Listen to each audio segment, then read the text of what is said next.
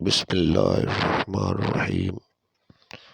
اردو ترجمہ سورۃ عمران آیت نمبر 180، 19 ستمبر روز منگل 2023، 3 ربیع الاول 1445 ہجری۔ بسم اللہ الرحمن الرحیم۔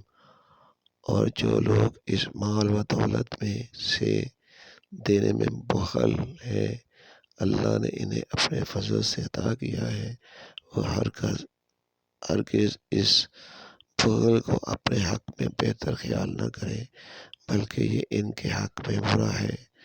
ان قریب روز قیامت انہیں گلے اس مال کا طوق بنایا جائے گا جس میں وہ بخل کرتے رہے ہوں گے، اور اللہ ہی آسمانوں اور زمینوں کا وارث ہے، یعنی جسے اب مالک ہے،